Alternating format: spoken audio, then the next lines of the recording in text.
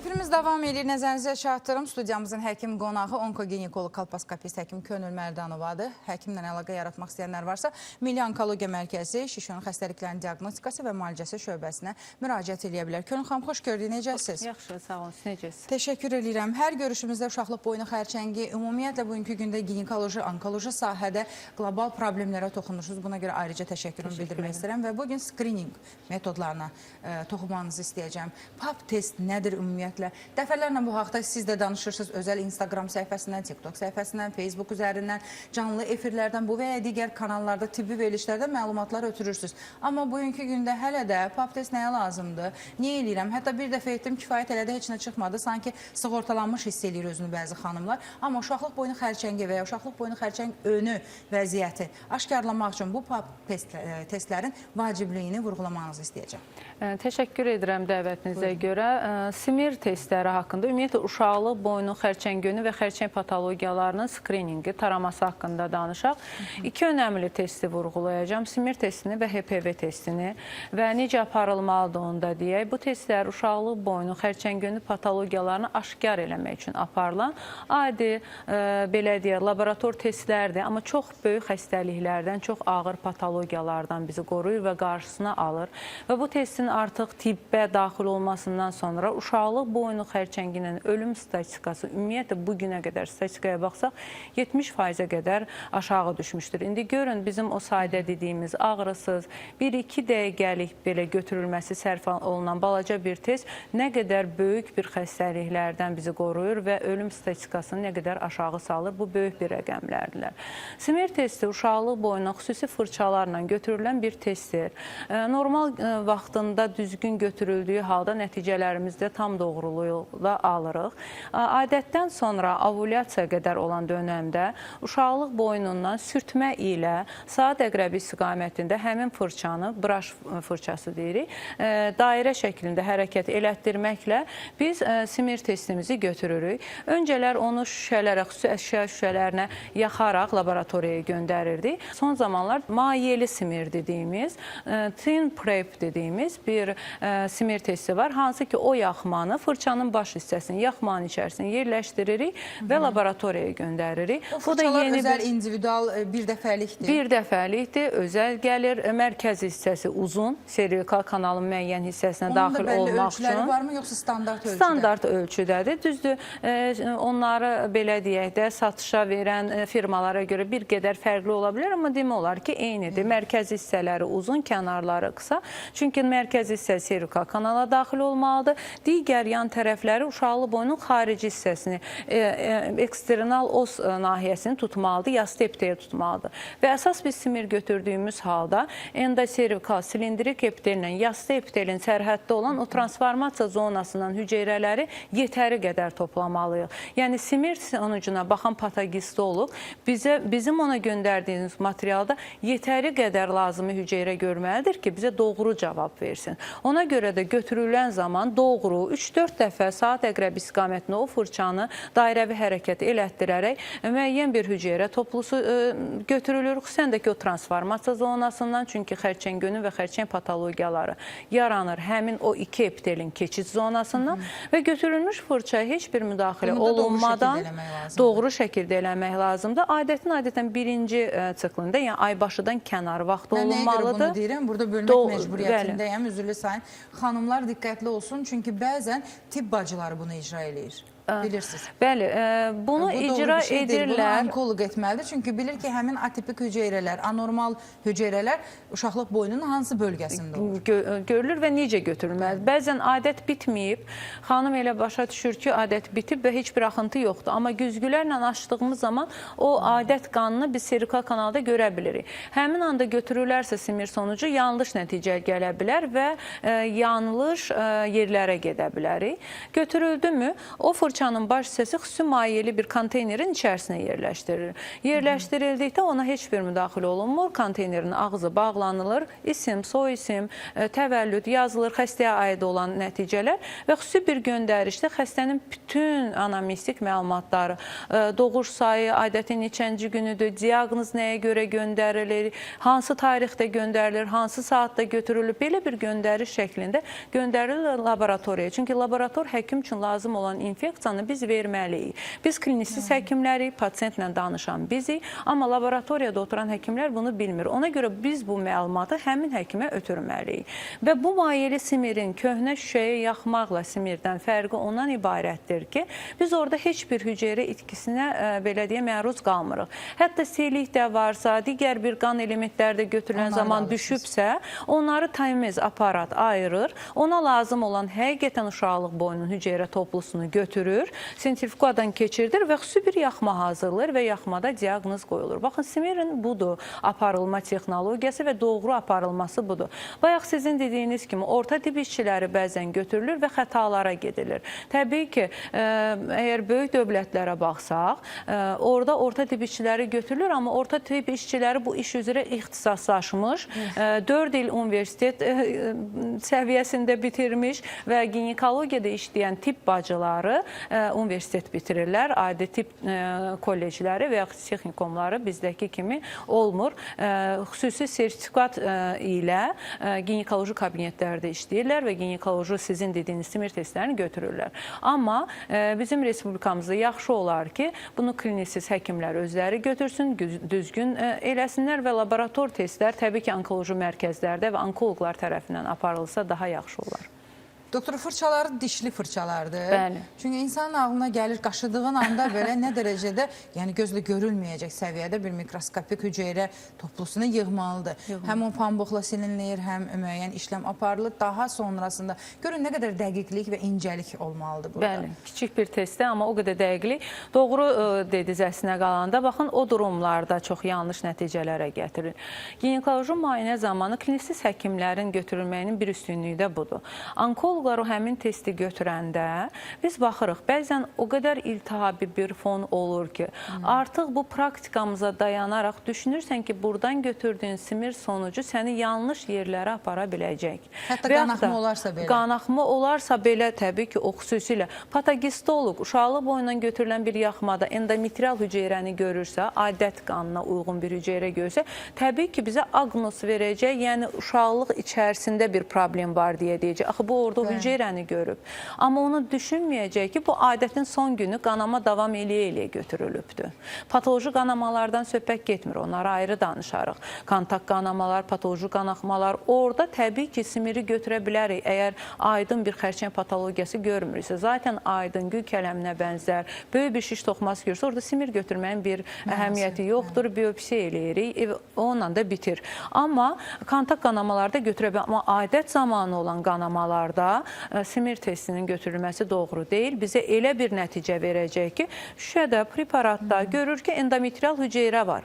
Düşünmür axı bunu həkim və tibb işçisi doğru vaxtında götürməyib. Nəticə verir, biz artıq orada histeroskopiyaya gedirik, yersiz bir minimal cərrahə əməliyyat edirik, xəstə yersiz bir anesteziya alır, bir yersiz biopsiya olunur. Nə var, nə var? Biz adət zamanı yanlış götürülmüş bir sonucda, yanlış bir sonuc, simir sonucu gəlir və biz ondan artıq həm vaxt, həm xəstəyə müdaxilə, həm maddiyyat itkisi pasiyentlərdə baş verir. Ona görə hər bir testi icra elədiyimiz zaman düzgün aparmalıyıq. Və yaxud da kəskin iltihabi fonda, yəni hüceyrə toplusunda iltihabı daha çox görəcək patogistolog. Əsas olan patologiyanı gözdən qaçırda bilər. Ona görə elə hallarda uşaqlıq yolunun mikroflorasını, bu səbəbi aydınlaşdırıb, onu aradan qaldırıb, daha sonra onu götürmək lazım. Və yaxud seylik görürsünüz. Ovulyasiya vaxtı niyə deyirik olmaz? Olmaz demirik.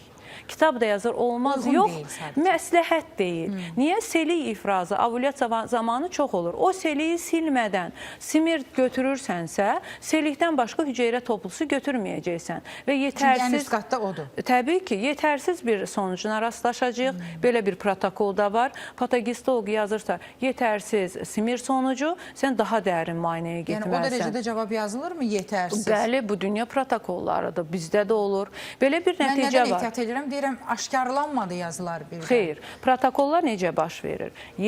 Kolposkopiyada da eynidir. Yetərsiz kolposkopik görüntü deyilən bir diaqnoz var. Biz elə bilirik ki, elə kolposkopiyada baxırıqsa uşaqlıq boyunda məhlulla işdə gör, elə bir durum yoxdur.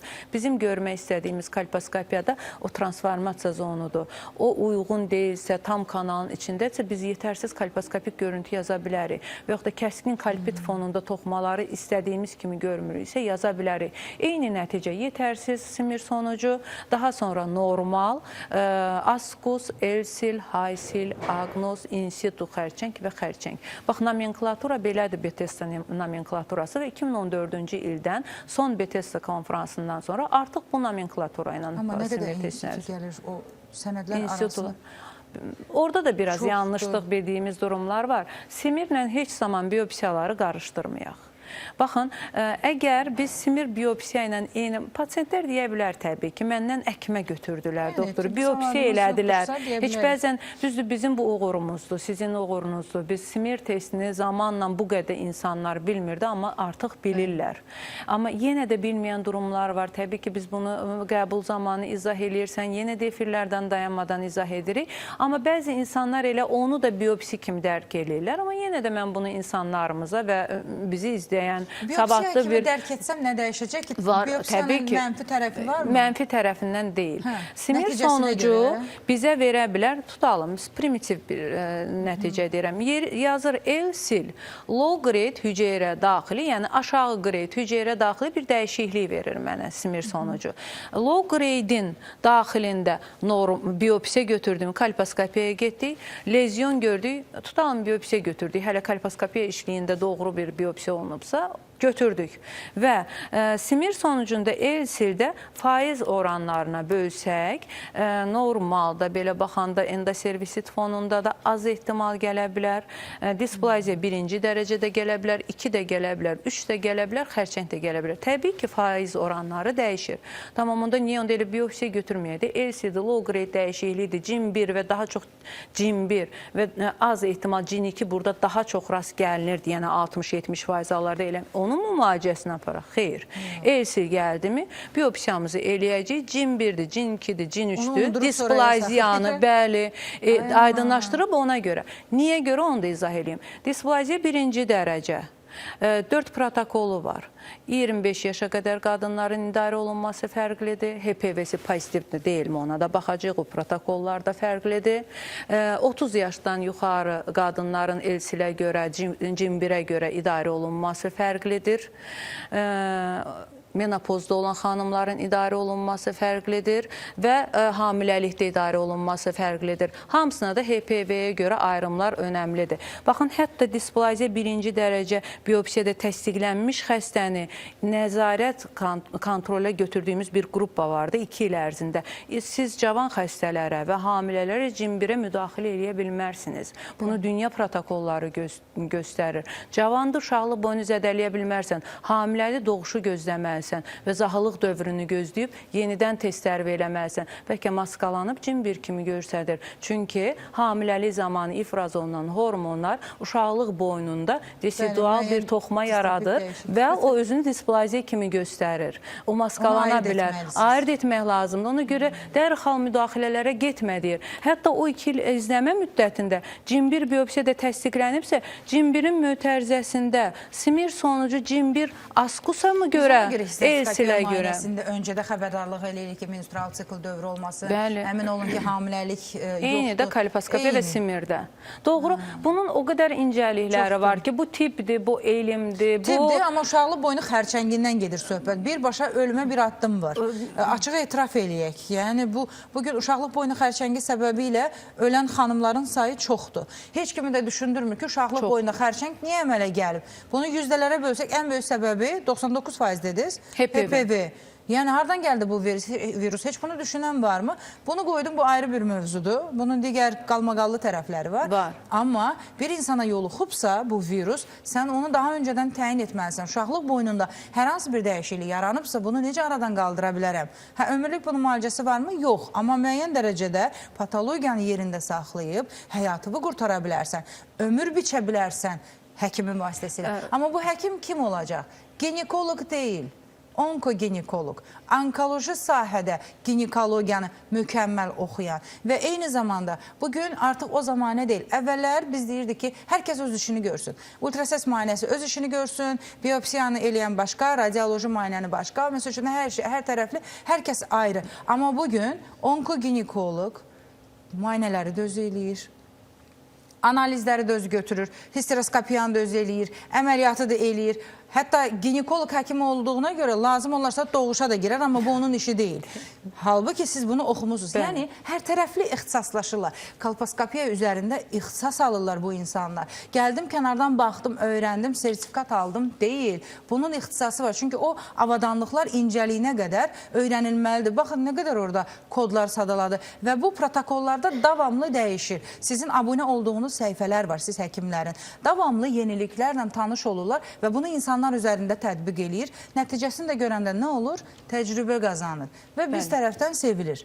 Yəni, həqiqətən də onkoginekoloq çox çətin bir sahədir və xanımlara deyərdim ki, ginekoloqlarınız var, çox gözəl, amma onkoloji sahədən də, tərəfdən daha doğrusu, hüceyrə səviyyəsində bir yoxlanışdan keçin. Cinsi partnyor varsa, bir deyil bir neçə partnyor varsa, partnyorunuzun partnyoru varsa ki, siz bundan xəbərsizsiniz, həyat yoldaşı, ailə həyatı varsa, mütləq yoxlanmalıdır. Gəlin pap testin kimlərə tətbiq olunduğu haqqında məlumat ötürək. Bəziləri bunun mənfi müsbət tərəflərini vurğulayır. Yəni, olar olmazlar var.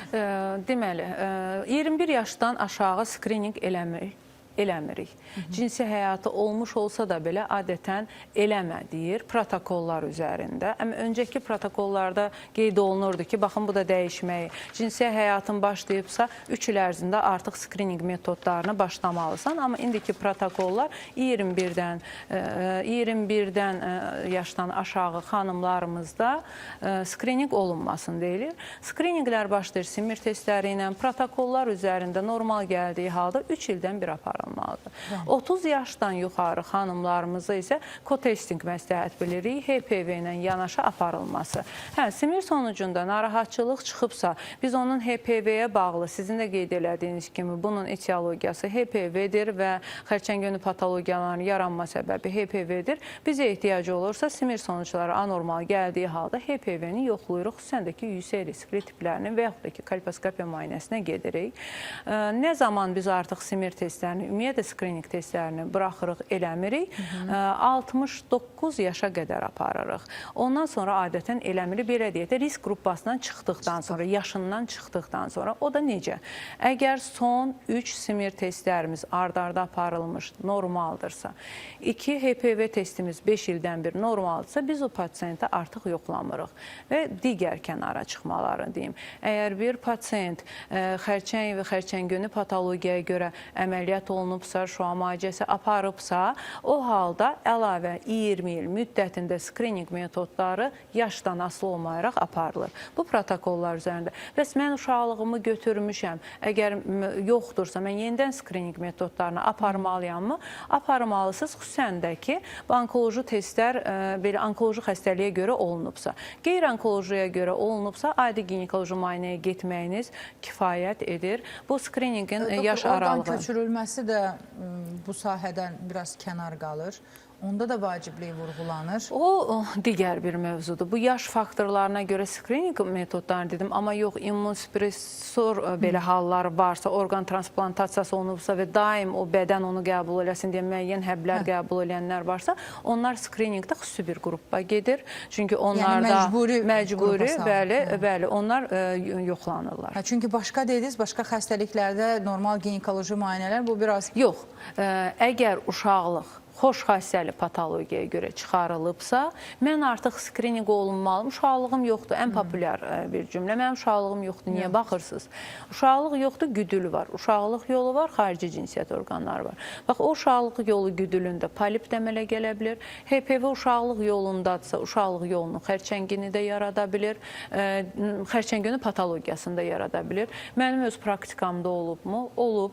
Bir pasiyentim var, xoş xassəli cərrahi əməliyyat olunub. İllər öncə gəldi ki, doktor, məndə kontak qanama var. Kontak qanamanın səbəbi xərçəng də ola bilər deyirik. Yəni, xərçənglərdə daha çox olur. Sadəcə yoxlanın. Bizim sizə çatdırdığımız mesajın əsas hissəsini tutun. Biz, yəni, kontak qanaması olan xanımlar bu ciddiyyətini dərk eləsin. Oldu, keçdi deyə keçməsinlər. Pasiyent müraciət edir, doktor, kontak qanamam var, müəyyən bir yaşı olan bir xanımdır. Onu, məsələn, gözdən qaçırtmaq olar. Güdülə baxar, güzgü ilə, deyər, heç bir problem yoxdur.